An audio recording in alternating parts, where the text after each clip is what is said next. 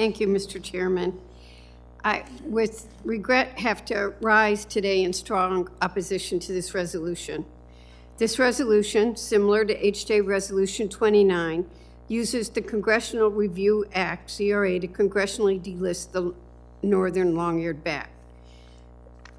I hate bats, just for the record. If I see them, I go in the other direction. But see, there's it. But they do a lot for our environment, and we need them. They scare me to death. I got chased by one in the middle of the night, and I'll never forget it as long as I live. But the northern long-eared bat provides a critical pest control and pollination services to agriculture and forest industries across 37 states. Unfortunately, populations have been devastated by the spread of white nose syndrome, which has killed 97 to 100% of bats in infected colonies. This disease has made the remaining populations more susceptible to human disturbance and has led the Fish and Wildlife Service to uplist the species from threatened to endangered last November. However, this resolution seeks to reverse this listing decision, to reverse its status back to threatened without scientific justification. This will undoubtedly harm species recovery efforts when we need it the most. Supporters of this resolution claim that protecting the species will upend timber industries and forest management, but this is simply not true. I've talked to my people in northern and the Upper Peninsula. What specifically about forest management practices would be altered by the rule, especially given the preemptive consultations that the Southern and Eastern Forest Service regions completed last year?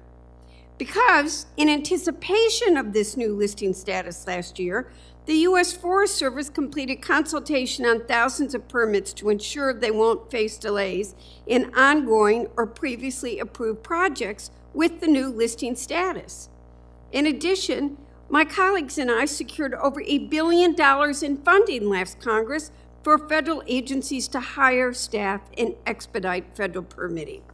We also passed, and I pray to God we're going to get it done this year, the Recovering America's Wildlife Act out of the House, which would provide transformative funding for recovering species before they are threatened with extinction, like the northern long-eared bat. I love what bats do. I just don't want to be in a room alone with them. But I also, at the beginning of today's markup, the chairman talked about the original Endangered Species Act being passed in the 80s and all the things that hadn't happened since then. Let me just mention a few that have happened, like the world's lost 2/3 of its wildlife in the past 50 years. The ESA has kept 99% of species listed from going extinct. Global extinction rates are over 100 times higher than average.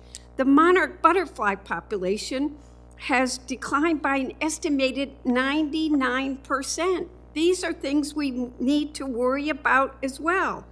So pushing these extreme CRAs to will worsen the dire state of America's wildlife. The Congressional Review Act is especially bad for endangered species, and I'm concerned this resolution will create confusion for the Fish and Wildlife Service and stakeholders by reinstating a threatened rule that the courts deem arbitrary and capricious.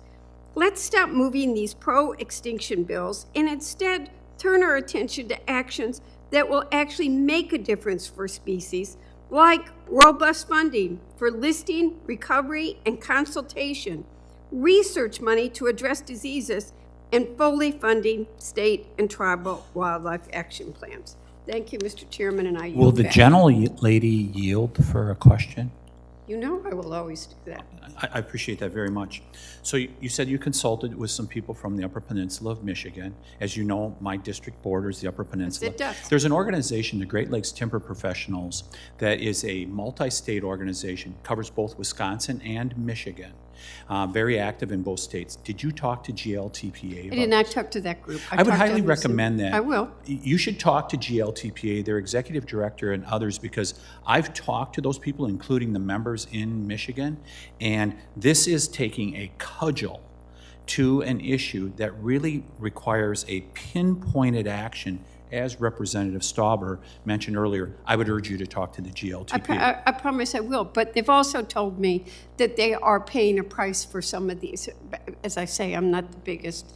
We have a lot of bats up north, or had a lot of bats up north, and they are seeing a problem because they're disappearing.